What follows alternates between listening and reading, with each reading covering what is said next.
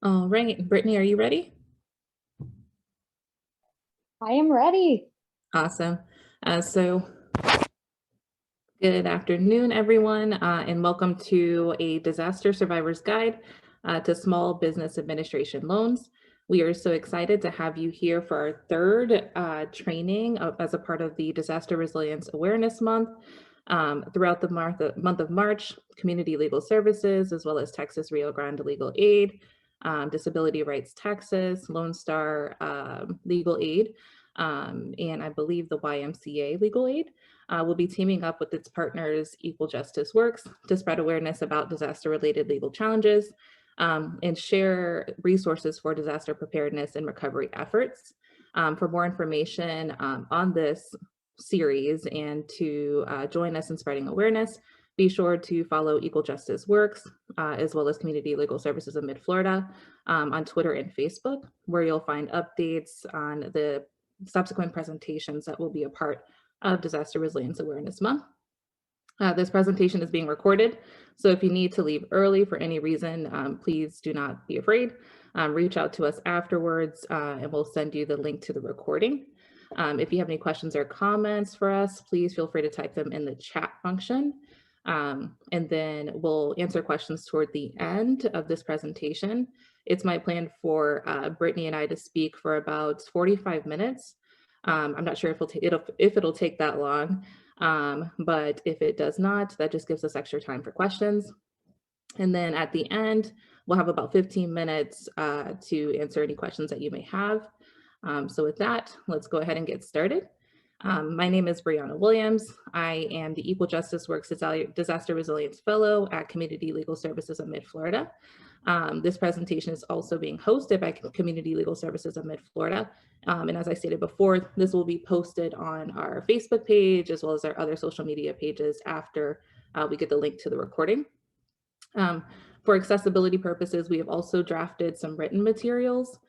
Those will also be available after the presentation. And then Equal Justice Works will also post a recording of this presentation on their YouTube page. And on that YouTube page, you'll be able to use closed captioning and things like that. So next, I want to get to introducing our panelist for today. She is a rising star in the area of disaster law, and her name is Brittany Pereggi. Am I getting that? Do I have that right? Yeah, it's Brittany Perigee, and then I was recently married 3 months ago, I guess. So it's Brittany Gomez now. Oh, okay, so Brittany Pereggi Gomez, got it, with Texas Rio Grande Legal Aid. Brittany is a disaster benefits team member and represents low-income individuals affected by disasters. Brittany is a vice director of the American Bar Association Young Lawyers Division, a disaster legal services team, and has been recognized by Forbes magazine 30 Under 30 Law and Policy for helping clients who are affected by community and natural disasters. Prior to working for Texas Rio Grande Legal Aid, Brittany was an attorney at the U.S. Small Business Administration. While working at the Small Business Administration, she assisted disaster survivors from Florida, Texas, Puerto Rico, the U.S. Virgin Islands, and California in their recovery from natural disasters. As an Equal Justice Works Disaster Recovery Legal Corps Fellow, she provided legal services to residents of counties in South and West Texas who were directly impacted by disasters. Brittany primarily works on direct service cases, specifically Fema, Sba, and Texas Health and Human Services Other Needs Assistance cases. She also organizes and participates in community education and outreach projects, as well as assists disaster survivors in clearing title to their homes. Brittany is a graduate from Texas A&M University in College Station, Texas, and St. Mary's University School of Law in San Antonio, Texas. Thank you so much for joining us, Brittany.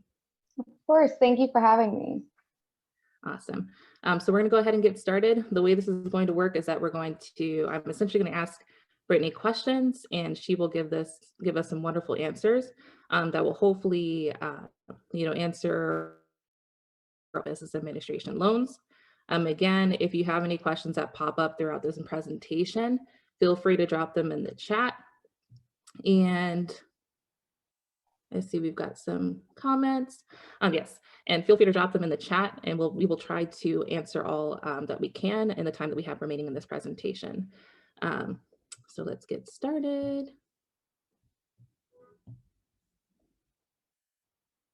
Alrighty, so just to begin, I want to start by covering why this is important. Why is it important to talk about small business administration loans and other types of disaster preparedness things at this point in the year, and why folks should, prepare for disasters ahead of time?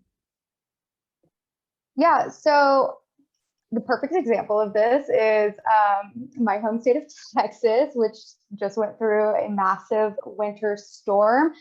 We are used to hurricanes and tornadoes, floods, etc., wildfires in our more rural areas, but never once did we think we would have a winter storm that would basically wipe the state off the grid, the power grid. And so this is a perfect example of why disasters are becoming more frequent, more severe, and definitely less predictable, as evidenced recently in the past few weeks. And so, it's just important to plan and be prepared. It's something our organizations and most legal aids are definitely focusing on, is the preparation aspect of legal disaster preparedness for our client communities, to ensure that them and their families are able to recover if and when affected by a natural disaster.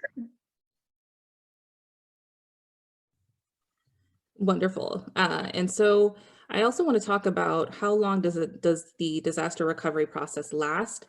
And is that affected by the level of preparation that occurs ahead of time? Yeah, so as to the first question about how long a disaster lasts, it's, a couple factors go into that, depending on the catastrophic nature of the disaster, right? So we worked on Hurricane Harvey cases and some Hurricane Katrina cases.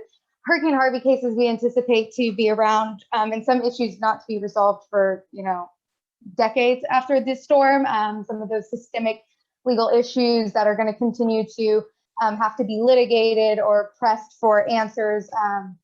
Smaller disasters, the recovery might be a little bit faster than something as catastrophic as like Katrina and Harvey, or maybe even the California wildfires. But preparedness definitely goes into the length of recovery for our clients, right? So if a disaster survivor doesn't have clear title to their home, they may not have been able to get the proper insurance coverage. So now that they are unable to have insurance on their home, they're looking at getting assistance from maybe disaster assistance agencies like Fema or the Small Business Administration. Both have different standards for home ownership. If they meet those standards, great, they might get some assistance, but it won't be enough to make them whole again. It's not intended to make them whole like insurance. And then additionally, if they don't meet any of those ownership standards, then they're looking really towards limited voluntary resources to be able to aid them in replacing or repairing their homes as well as their personal property. So their recovery will be very limited in that circumstance. And if they had the opportunity to get access to legal services, and legal services was able to assist them in clearing title to their home, then their recovery could happen much quicker and make them more whole in terms of what they can recover from. So yeah, they're definitely linked hand in hand. Awesome. Yes, exactly. And next, I kind of want to discuss what is the SBA? What is the Small Business Administration? I know when I first talked with you about this topic, I told you that I had no idea, what do Small Business Administration loans have to do with disasters? And I think that might be a misconception that other folks may have as well. So next I want to talk about, what does the Small Business Administration have to do with disaster? How do they help disaster survivors? Yeah, of course. And the name is incredibly confusing, at least in a disaster context, because the Small Business Administration is authorized by the Small Business Act to assist in a disaster situation by providing disaster loans. And those loans can be for businesses, as the name of the agency would suggest, but they can also help individuals such as homeowners or renters repair or replace personal property or real property, transportation that is affected as the result of a natural disaster. It's not just activated during major disaster declarations. There are options where the Small Business Administration can help outside of a major disaster declaration, like the winter storms or Hurricane Harvey or the California wildfires. They can assist in smaller situations. But yeah, the SBA can help by providing financial assistance to individuals, renters, small businesses, most nonprofit organizations following a disaster situation in the form of low interest, long-term loans. Awesome. And so who is eligible for SBA assistance, specifically small business or disaster loan assistance? Yeah, so the applicants generally need to be the owner or the occupant of the damaged property. The damaged property will need to have been their primary residence. So in the situation where a person may live in one home but has a second home that they use as a rental property, they could potentially, get a home repair loan for their house and then a business loan for their rental property.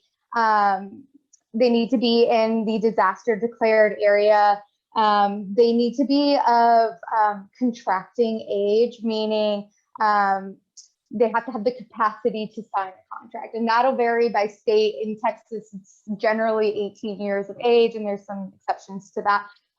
But they need to be able to consent to signing loan documents, and that's generally there so we don't have minor children signing mortgage documents and agreeing to things that they can't.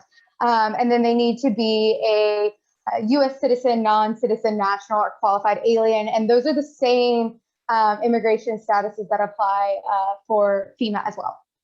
And then they'll need to be able to prove that they own the real or personal property. Got it. And so that kind of brings us right into the next topic that I want to discuss, which is the link between Small Business Administration loans as well as FEMA. So what do SBA loans have to do with FEMA? How are they connected? Yeah, so disaster assistance agencies, particularly FEMA and SBA, do have an overlap and interplay in the type of assistance that they can provide for. Generally, federal agencies, including insurance, are precluded from duplicating benefits or providing assistance that one agency may have already provided for. So a simple example of that might be if the SBA is going to lend for home repair assistance, then FEMA is not going to be able to give home repair grant assistance to the same person. There is a particular area that comes up known as other needs assistance, and that generally encompasses personal property, moving and storage, transportation, and some forms of group flood insurance that are SBA dependent forms, meaning that if a disaster survivor applies for FEMA and FEMA deems that person to, possibly have the ability to repay the loan or qualify or be eligible for an SBA disaster loan, they will get referred to SBA. And if they are approved for SBA assistance, and it happens to be one of these other needs forms, such as personal property, moving and storage, or transportation, they have a couple of options. They can accept the loan and take the loan proceeds and use that to repair or replace those items, or they can decline the loan. If they decline the loan and it is personal property and moving and storage or other needs assistance type of aid, they will be precluded from receiving grant assistance from FEMA for those items. There is a difference. This does not apply for home repair or replacement assistance from FEMA, but just those certain types of SBA dependent other needs assistance. So if a disaster survivor applies for FEMA and FEMA refers them to SBA for home repair, and let's say that disaster survivor is approved for home repair assistance from the Small Business Administration. In that context, the disaster survivor would be able to decline the SBA home repair loan and still get grant assistance from FEMA for home repair. So there's no duplication there.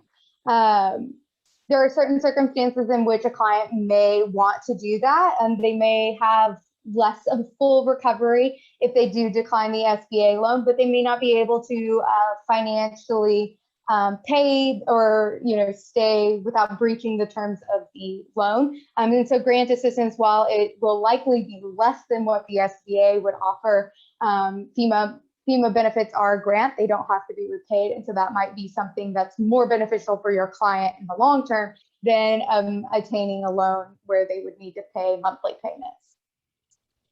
Got it. So I guess that transitions into, what should clients or residents be aware of after disaster in regards to the communication between SBA and FEMA? What I mean is that, if someone is denied SBA loan, does SBA communicate with FEMA and vice versa? And how should a resident applying for assistance navigate that? Yeah, so generally the interagency referral process typically happens and a disaster survivor doesn't even realize it. Most times, our clients at Trala, our client community doesn't necessarily qualify for the SBA loan. And so they never realize that, FEMA has sent their information over to SBA. SBA has deemed them not eligible, and then they get grant assistance from FEMA. That generally happens, and they just see that they get grant assistance from FEMA. There are certain circumstances or times where after a major disaster like Katrina or Harvey or something like that, where maybe the agencies are overwhelmed, the SBA will send out loan applications to certain disaster survivors. In that circumstance, I would advise my client to, one, make sure that it's not a scam and confirm with the Small Business Administration that that loan application is actually from the SBA. And then they would likely need to fill out those documents. Otherwise, if they don't and get the determination from SBA as to whether or not they're eligible or not, they may inadvertently preclude themselves from that other needs assistance or personal property transportation assistance from the agency. There are circumstances in which, so as I mentioned before, to be eligible, one person in the household needs to be a citizen or a legal permanent resident or qualified alien. That one person can be a minor child, which comes up with a couple of issues with the SBA, right? If they're a minor, they likely can't sign the loan documents. And the reason why I bring that up in this context is because sometimes when a minor child is the applicant for FEMA assistance for the household, their application will get sent to SBA and it kind of gets stuck, right? The SBA needs to refer it back to FEMA for grant assistance because that minor child is ineligible to receive an SBA loan. But sometimes the interagency referral process kind of has some quirks, and those cases, often an attorney will need to kind of step in and explain, hey, this is a minor child, they can't contract for debt legally within the state, you need to refer this back. And we've stepped in a couple of those. Sure.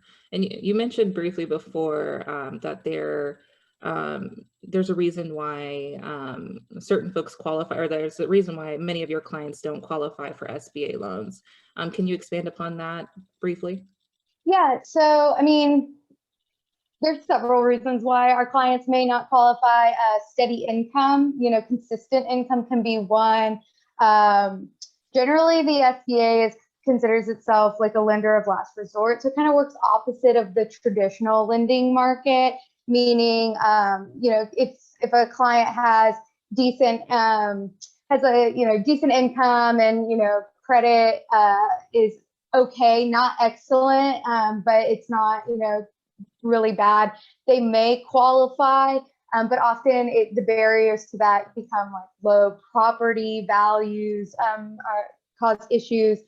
Individuals who maybe seasonal workers that need to find a different way to be able to prove their repayment ability to the SBA. We've worked on cases like that too, where we've had clients who are seasonal workers or maybe like temporary workers. They do like gig workers. And so proving their income, they're not going to have like a typical pay stub. And being able to put together the appropriate documents for the SBA might do that.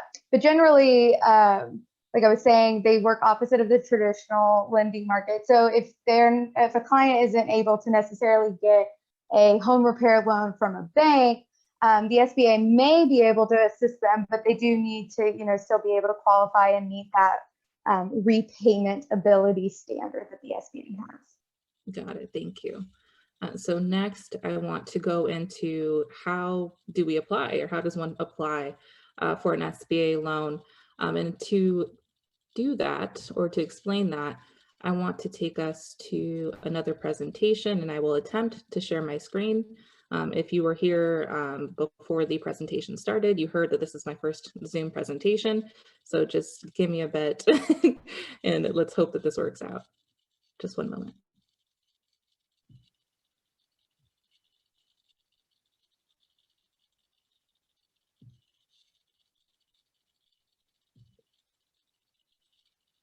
All right, can anyone see my screen? Or Brittany, can you see my screen? I do not think it is showing. Right. Oh, wait, actually, yes, now it is. Awesome. Okay. So I'm just going to take them through these slides. And Brittany, if you can just navigate me and tell me where to go. Yeah, so pull it up. This is the general SBA application process in how to apply for a loan. The example here is for a business, but it is a disaster loan application. And it should be noted that some of this might actually have changed due to the pandemic and the questions that they ask. But for the most part, this is what a general disaster loan application process starts. So a disaster survivor will go to disasterassistance.gov. Or they can go to the U.S. Small Business Administration website and hit apply for assistance. It will likely take them to disasterassistance.gov. And so this is the disaster loan portal in which they can apply. So if we can go to the next slide.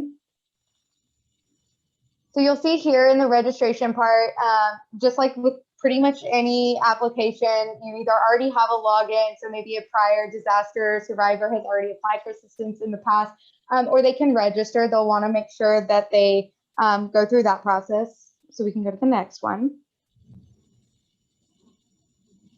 And then they will, here is where they will probably emphasize whether or not that they are a individual impacted by a natural disaster or a business or nonprofit. Next slide.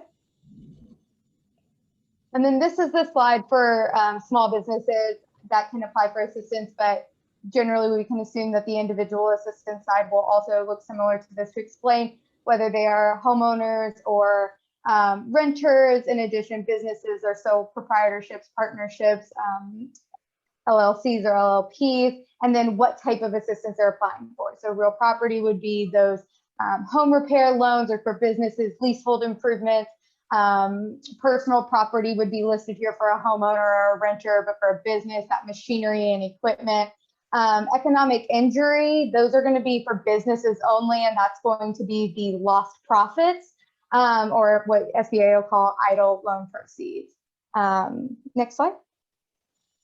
The next slide will be the discussion about, which disaster are they impacted by, right? So what state are they in? What county are they in? Just gathering that information about the disaster impacted community or individual. Next slide. They will have to then identify which disaster. So a series of disasters are going to come up, and then they will make a determination, right? So presumably in not Virginia, let's use an example that I'm familiar with, Hurricane Harvey or the Rio Grande Valley floods, or even the winter storm. Those will be listed here under the disaster name, and then it'll explain. And as I was talking about before, right, I mentioned that the SBA can assist in major declared disasters, which is the second option here that's listed, right? That 2020 Presidential Individual Assistance Disaster Declaration. But in instances where it's not a major disaster declaration, as seen in the example above that, is a 2020 agency disaster declaration. And that's where the SBA can step in and help in smaller situations. Next slide. So then the borrower or the disaster survivor will basically sign a certification as to truthful information. stating that, all the information that they're providing in this application, as it is a loan application, is true. And none of it is meant to be a false statement or misrepresentation to the Small Business Administration. And then ultimately it lists the consequences of providing false or misrepresenting information to the government, such as, trouble damages, civil penalties, criminal penalties as well. So they'll be asked to certify and then move to the next slide. So on this slide, the Small Business Administration is gathering, for this example, it's a business. They'll be gathering information about the business, what it is, what their primary use is. But for an individual, they're going to be gathering a lot of personal identifying information. So you want to make sure that your client, if they are filling this out, that they're providing the right information and not information for somebody else. And that they're completing it as themselves. And then personal financial information, because like I said, it is a loan, unlike Fema, that is a grant. So SBA is going to want to know, all of this personal financial information to determine the ability to repay the loan.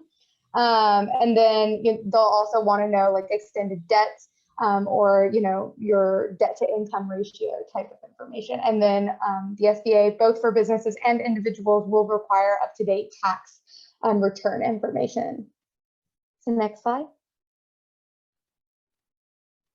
And then throughout the application process, they're going to be asking additional information, right? So they're going to want to know about if there's ever been any bankruptcies for your client or for the business, whether or not there are any outstanding judgments, unpaid child support, property liens, things like that. They have a general prohibition from lending to individuals who may have engaged in civil riots or civil disorder and that have had been convicted of that. So they'll get asked that question. Whether or not they have other loans and what are the extent that those are backed by the federal government. Are they behind on their federal income taxes, or are they delinquent? If they have a payment plan, they'll want information about that. Have they ever worked for the Small Business Administration? Next slide. And then there's a series of paper applications. Now, a lot of these are dedicated to the business loan applicants, but for the most part, they're going to have to sign a form saying, authorizing the SBA to reach out to the IRS to get that tax information. They'll have to sign forms, disclosing their social security number, so that they can do background checks and all of that. Next slide. And then here they will, if they have a copy of their tax transcript or tax return, they'll be able to upload that. Again, both for businesses and for individuals, they can go ahead and upload that. If not, they should be able to continue past that part of the loan application and then provide it to a disaster loan case manager or loan officer when the application has moved past that point into the review phase. And then they basically, next slide. And basically from there, they will be provided an application number, as you can see here, and then they will get updates in their message portal about the status of their loan. But it's important to keep this application number. They'll need it every time they talk to somebody, a case manager at the Small Business Administration about their loan. Additionally, if they come to get legal services, they will need to use that application number to identify how to get their loan documents, maybe through a FOIA request, or if they need to do a loan modification or something. But that is, like FEMA gives a identifying number, a registration number, this application number is the identifying number for the individual. But that's generally the application process.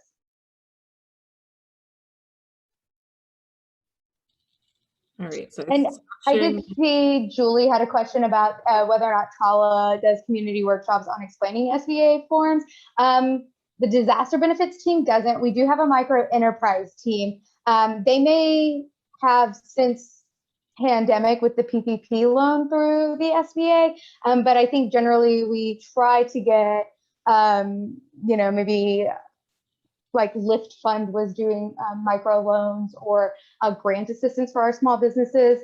And then there are different small business, I can't think of the word, basically small business advisors in some of our communities that will help them out. Thank you for that question, Julie. Right, so now that we've explained how to apply, I think it's important for us to move into what can a resident use that small business loan money for if they are provided assistance. Yeah, so when a disaster survivor applies for a loan and they are approved, they will be approved, their loan proceeds will be approved for certain usages. And the breakdown of that will be listed in their loan authorization and agreement. That's really the document that's going to contain all the terms and conditions of their loans, especially if they're unsecured. If they're secured, you'll want to look at deeds of trusts and things like that. But for the most part, the loan authorization and agreement is going to contain the breakdown of loan proceeds. And that can be, a certain allocation of money for home repair assistance or home replacement assistance. Some can be for personal property or transportation.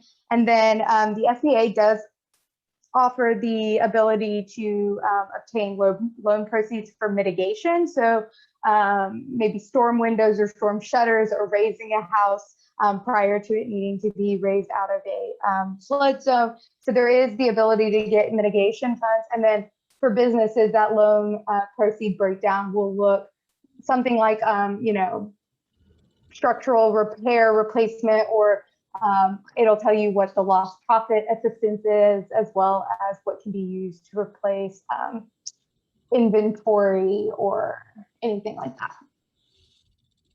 And so you mentioned briefly I'm sorry, just got one question. Since we're running low on time, I will try to answer that question towards the end, okay?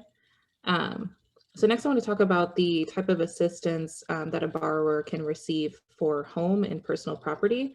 Can we discuss a little bit more about that? Yeah, so homeowners' max cap of assistance is statutorily limited at $200,000 for the repair or replacement of a disaster damaged primary residence. And so those funds can be used to repair or replace personal property or home repair. The SBA does offer an option to refinance existing mortgages, and like I mentioned, those mitigation properties proceeds as well. Homeowners and renters can borrow up to $40,000 for replacement of damaged or destroyed personal property, and that can include auto loans. It should be noted that anything over $25,000 in loan proceeds is going to be a secured loan, meaning if it's over $25,000 and it's a home repair loan, the collateral for that loan will likely be the damaged property. And the Small Business Administration generally doesn't decline to lend for lack of collateral or if the loan is going to be undersecured. But if there is the collateral to be secured, they will use that for the loan. So anything over $25,000 is going to be secured. The exception to that is an all personal property loan or maybe an all auto loan. That's $40,000 or less. That does not have to be secured. The loans are generally low interest. So for homeowners or renters, individuals, not businesses, the interest rate is generally around 1.75%. And for businesses, it starts somewhere about 3.5%.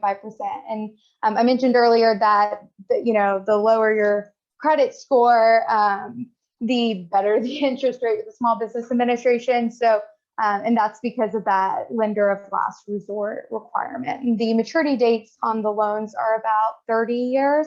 That can be adjusted, but it's important to keep in mind that if you shorten the maturity date on that, the monthly payments will likely get larger. And then there are instances where the SBA disaster loans may be used to help an applicant or a disaster survivor relocate.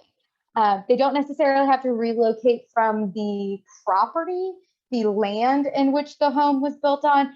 Really what that means is the SBA is basically going to lend to either get, a new MHU or sorry, mobile home unit, or maybe a new RV, or build a new home on that piece of land. They don't necessarily have to completely up and leave their property. Thank you for that, Brittany. And so once a person has received a loan from the SBA, can they then apply to modify that loan? Yes, yeah, and this happens a lot. And you can use loan modification as an advocate kind of strategically. If your client needs assistance quicker, then maybe you ask for the loan proceeds first and then do the loan modification. But all things to consider, it's not uncommon that sometimes names are misspelled on loans. You want to get that corrected as quickly as possible. You can also use loan modifications to adjust the amount of the loan. So just because the SBA has approved you for $50,000 worth of proceeds doesn't mean you have to take the entire $50,000. You can ask for $15,000, and if you think that that's sufficient to do the repairs. Often, disaster survivors will get approved for an amount that would be secured. So again, anything over $25,000 is a secured loan, but they may not want to put a lien on their property, which is understandable, and so they'll take the $25,000 or less, and have those loan proceeds, but not have to put their home up as collateral. So loan modifications can be handy in kind of customizing the loan for your client. And so next, you touched on this before, but I want to circle back to it because I think it's important. So the SBA can also provide mitigation funds to a resident. Can you expand on what that means exactly, and what it's used for, and essentially the dangers of the limits on mitigation funds? Yeah, so the mitigation funds can be helpful in certain circumstances, right? It's what can potentially prevent a client from repeat flooding over and over again, or maybe being able to build their home more resilient for hurricanes or fires or things like that. Generally, it can be used for building retaining walls, or grading or contouring the land, particularly for flood purposes, elevating homes out of flood-prone areas, or maybe even relocating utilities to a different part of the land so that they don't get impacted by certain disasters over and over again. And then building storm shelters as well as those, certain windproof windows or wind strength windows for coastal homes. But the thing to remember about this mitigation fund, while it can be helpful, it can be quite expensive.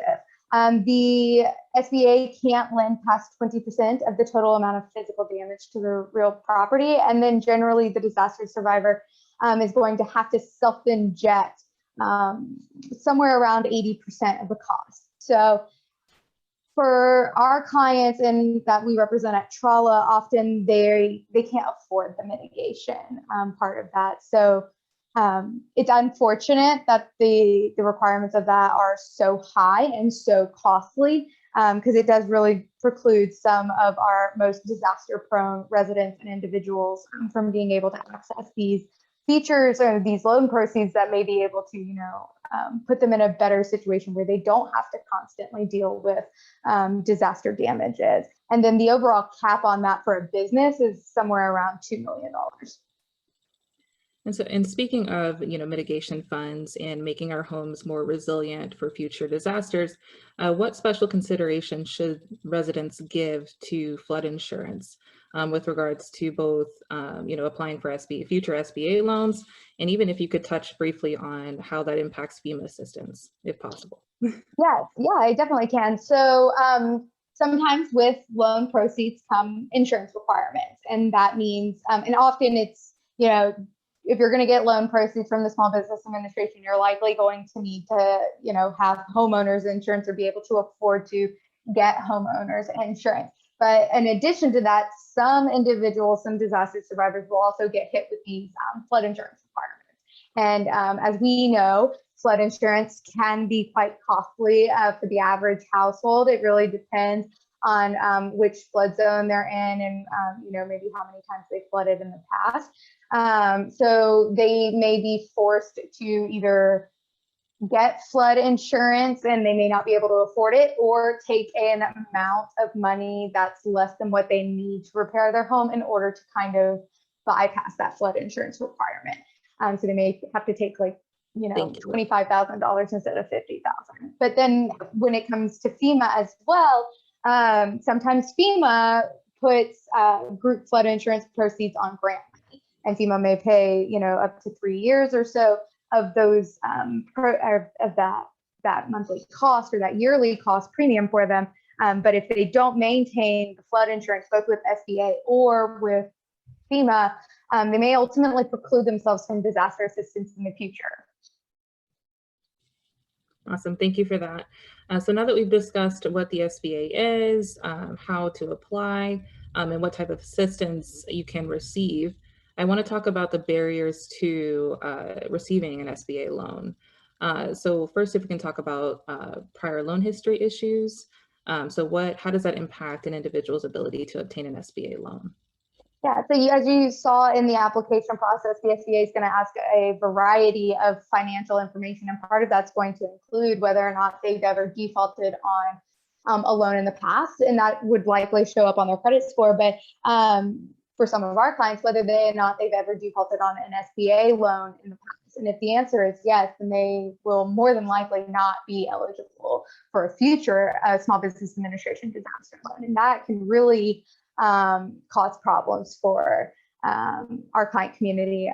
If they defaulted on the loan in the past for non-payment, maybe you can make the argument as the advocate that, they were impacted financially by a pandemic, or they had recently lost their job and they weren't able to do that, but now they have a steadier income and they are better situated to take on this loan this time. But that's really going to be an argument. And like I said, the failure to maintain the required insurance, that's going to be really difficult to overcome because of the requirements that say that if you default in not maintaining that, then you've precluded yourself from ever receiving disaster assistance in the future, not just SBA, but FEMA. And it should be noted that that flood insurance requirement is tied to the land, right? So it becomes part of the requirement for that piece of property, not necessarily the individual. And so in your practice, what other systemic issues have you noticed that have been barriers to people receiving adequate assistance through an SBA loan? Yeah, so some of the systemic issues that arise with getting access to these loans for our client communities are, the inability to purchase or afford continuously the flood insurance requirements or the homeowner's insurance requirements. Our clients are likely to live disproportionately in more disaster-prone, flood-prone areas. They're more affordable, but are they really more affordable if you're having to basically rebuild your home every year? The argument could be made not so much. The repayment ability limitations, our client, as we've seen with the pandemic, lower income communities are likely to be the hardest hit in these situations and need additional support. The mitigation issue I explained before is really quite unfortunate. And then with low to moderate income homeowners, property values are typically much lower or assessed lower than other families or individual disaster survivors. And then really damage assessments pose a big problem, right? The lower property values, people may see a home in the colonias and think that maybe that property isn't worth as much. Bad inspections, the SBA and FEMA don't necessarily hire licensed contractors to do property inspections, and so that poses significant problems. Yeah, there's no shortage of systemic issues that come up in disaster assistance, in particular with the Small Business Administration. Yeah. And so next and finally, I just want to discuss the appeal and denial process. So what are the common types of appeals? And how should a resident deal with those what are the common types of reasons to appeal and reasons for denials? And then who can help an individual with an appeal and denial? Yeah, so one really important thing to point out is that SBA determinations can be appealed, and in certain circumstances can easily be cleared up, and then in some may need some additional work. It's really helpful to have an advocate who can, go over the loan documents with your client, your disaster survivor, in detail and really explain. Now, in theory, the case managers, and this isn't really dogging the case managers, I used to be one, but the case managers should be going over these documents with your client at the SBA. Case managers are attorneys, as well as paralegals. And so they should be going over it, but I can tell you that, you get your good and your bad with case managers, and often, they're dealing with multiple disasters all over the country and throughout the United States territory. So, it's really helpful to have an advocate go over that and really explain to your client what they're signing and what they're getting into. Appeals, like types, if a client is denied for lack of repayment ability, but your client is, maybe a seasonal worker or has some other unique financial situation that you can explain, and your client really wants to move forward with the loan process, you might be able to provide additional documentation, explanation letters, things like that, to support their repayment ability. Credit reporting, this is, a normal consumer issue. There might be something on their credit report that should have been removed several years ago, or something that's improperly showing up on their credit report. Maybe they had some identity theft issues.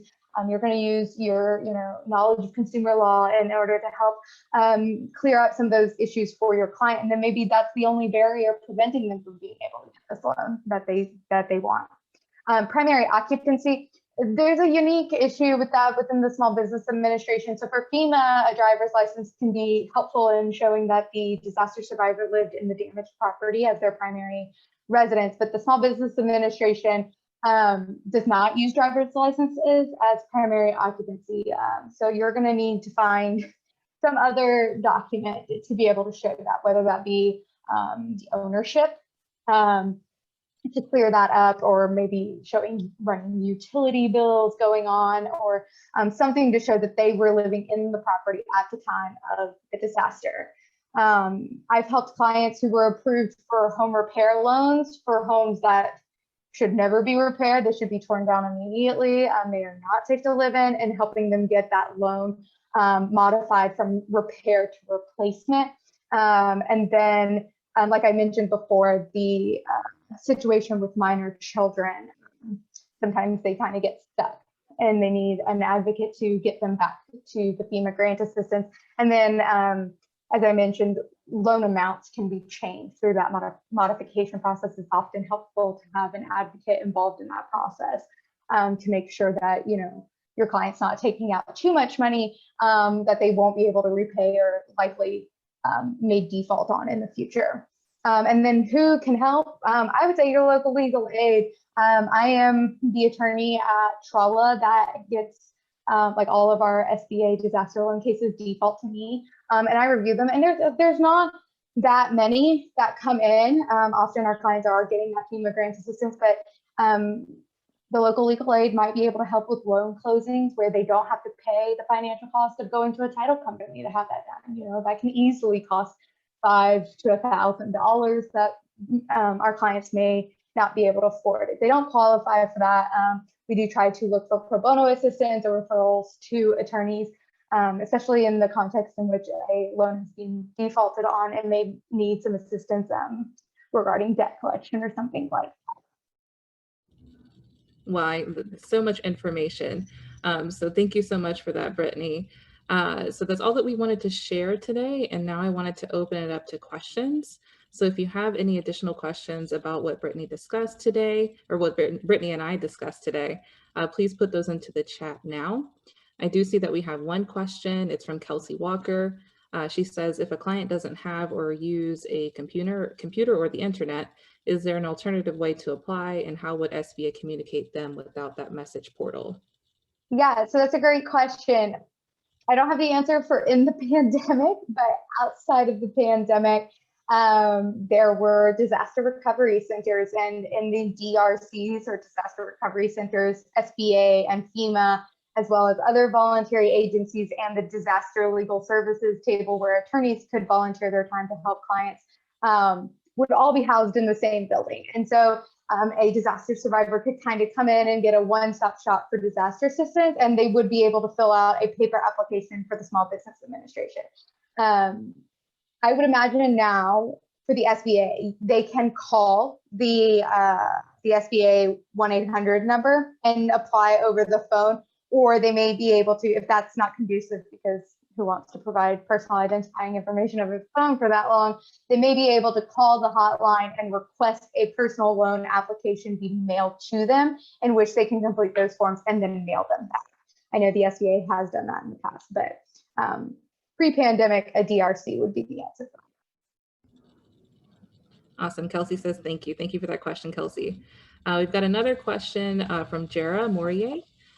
She says, or they say, are there deadlines for applying for SBA loans after the disaster? For example, they're in Iowa. They have a client who has $40,000 or more damage to their home, but they never applied for an SBA loan. Could they have that client apply now, or is the deadline over with? I don't know the specific deadline for the derecho storms in Iowa. I can tell you this, the SBA deadlines are generally longer than the FEMA application deadlines. And even if the deadline may have passed, like with FEMA, there's a 120-day good cause exception that you may be able to argue an application. And I'm pretty sure the SBA also has that. I just don't know the actual number of days that they'll extend past that. There is definitely room to argue it. And so if they do apply and then are told that they're past their eligibility deadline, you may have that good cause extension in there. Awesome. Thank you so much for that. Thank you for that question, Jara. I don't see any other questions. We are 3 minutes to the end of this presentation. So I'll go ahead and just first say, thank you so much, Brittany, for this wonderful information. I know I speak for anyone who views this presentation that you are, when I say that you are incredibly knowledgeable about this subject, and I'm incredibly grateful to be able to learn from you this afternoon. So thank you so much for appearing and for working with me on this presentation. Well, thank you for having me. And then if anybody has any questions, I'm sure we can find a way to get my email address out to you, and I can do my best to try to answer those questions for you, or maybe provide some resources. Otherwise, we both work for legal aid organizations. Brittany, as I said in the beginning, works for Texas Rio Grande Legal Aid, which is in Texas, obviously. So if you have some legal issues there with regards to SBA loans, feel free to contact her or Texas Rio Grande Legal Aid. If not, or if you're in Florida, I work with Community Legal Services of Mid-Florida. So feel free to give us a call as well if you have any questions about SBA loans. All right, so with that, I'm going to go ahead and end the presentation. Thank you all for joining us here today.